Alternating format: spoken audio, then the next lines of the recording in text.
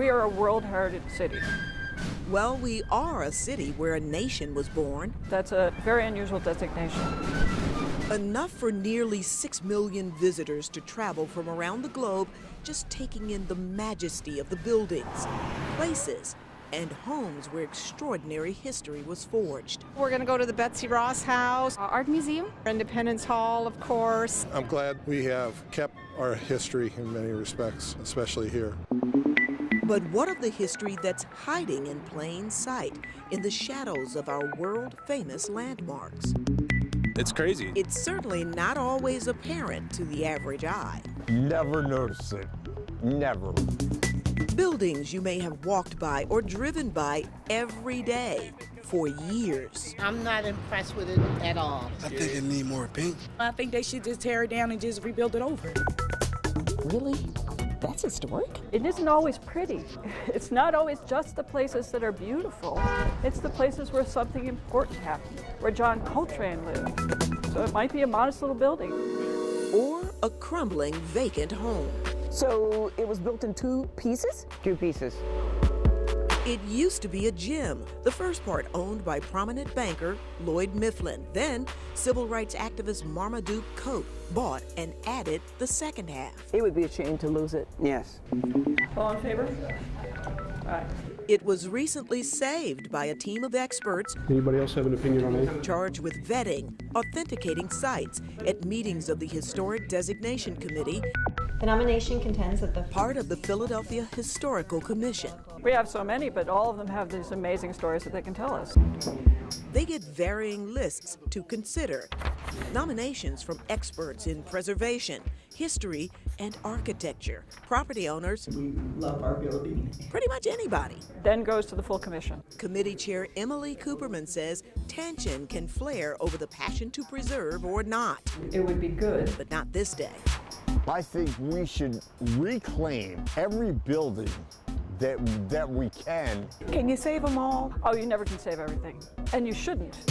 It's a race to save the old from increasing demand to make way for the new. You can't stop change. That's death for a city. But you also have to make sure you don't lose what's valuable. Because 50% of the buildings that Frank Furness designed in this city have been demolished.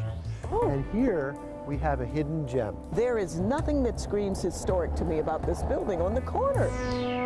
But Paul Steinke of the Preservation Alliance sees what we all may miss at the corner of 40th and Ludlow. Up there you can see a mansard roof that was part of Frank Furness's original design of the building. I love the chimney stack over here. Yes, that's a trademark element of Frank Furness's designs. The 1876 splendor of the famed Victorian-era architect's West Philadelphia Institute apparently needed changes to accommodate Pico.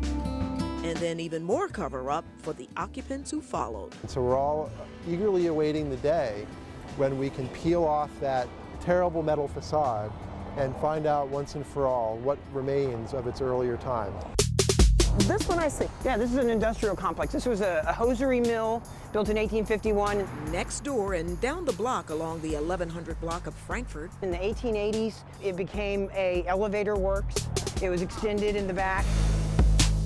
The old Morse Otis elevator plant, now protected from being demolished, says architectural historian Oscar Beiser. You're like, what is this facade? But inside... The inside is more interesting than the outside. Yeah. You see this piece of equipment here across the top? You know, that rolls all the way down. Still works, too, and Victoria Firth uses it in her cycle shop. Nothing has been changed. No. I like the aesthetic of the original factory space. Well, we received a letter about 2 weeks ago. You're smiling. Yeah. Sharon Walker knew the property she's been managing all these years at 38th and Powhatan was special. Just didn't know it was culturally and socially historic. It's just an exciting time for Rodolphe Mercy Douglas Home for the Blind. A lot has changed surrounding the old Pennsylvania industrial home for blind women. We worked hard for, of course, to keep the building maintained and things like that. Some modifications, but its purpose remains about the same. We're expecting a sign outside that tells us we're a historical site. Nice. What do you think this building would say if these old walls could talk? Oh, man. Oh, wow.